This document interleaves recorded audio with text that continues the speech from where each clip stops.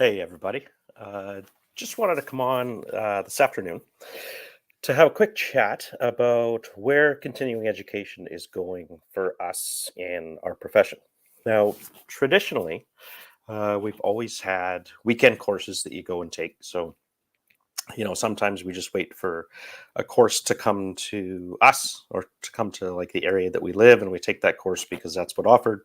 And other times we find the course that we really want and we travel to that area to take the course. For instance, how I try to go down to San Diego every year for the paint summit, because it's just an environment and a course that I love.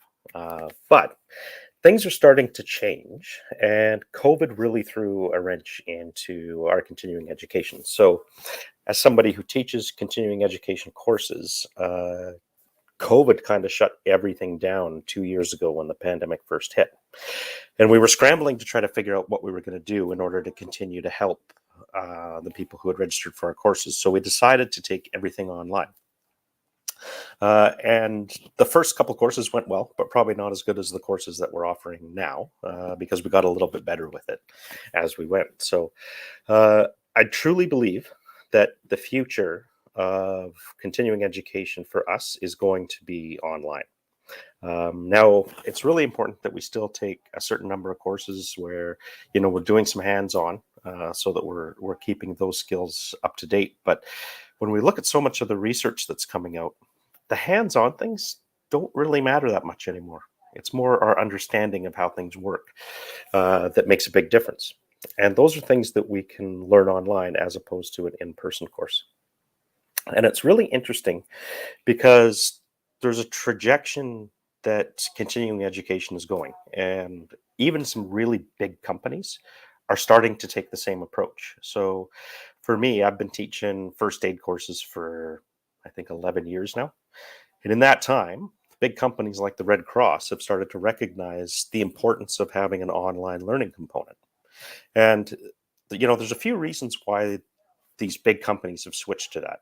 And one of the big reasons is because they realized that they have working professionals that they're dealing with all the time.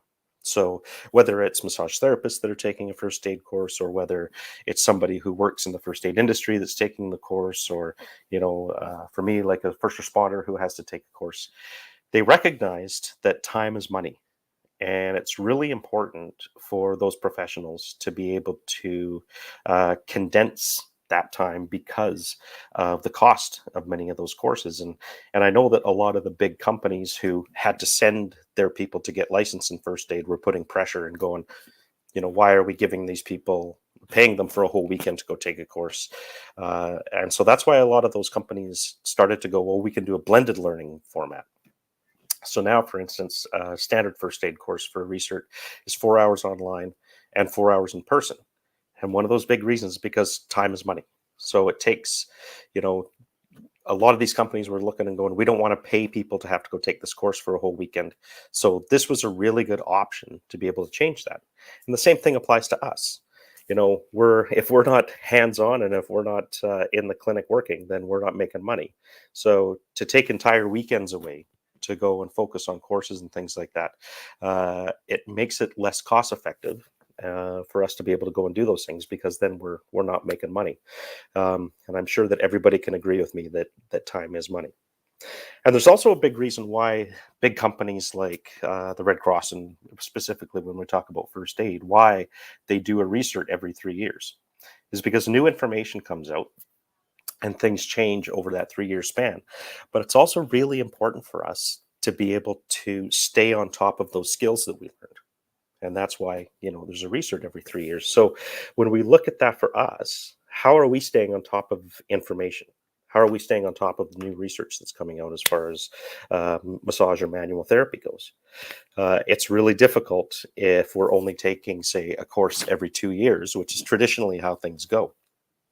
Whereas if we had continuous learning throughout the year that was delivered online, it makes that a lot easier, and it makes it a lot more cost effective for the people who are taking the courses.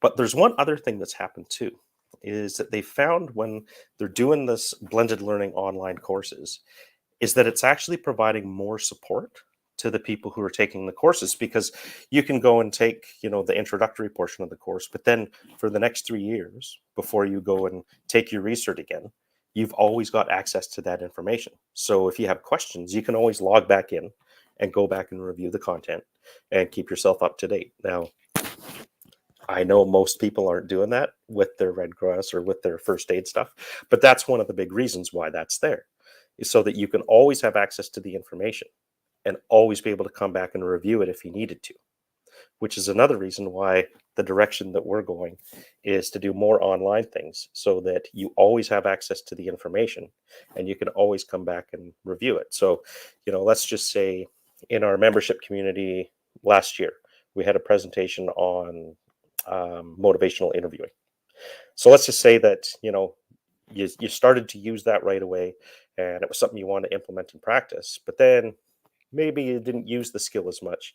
You always have access to that information to be able to go back and review it, so that you can sharpen your skills again and start incorporating that into your treatments more often. So that's why I think, the big direction that we're going to be going as far as continuing education in manual therapy is going to be online.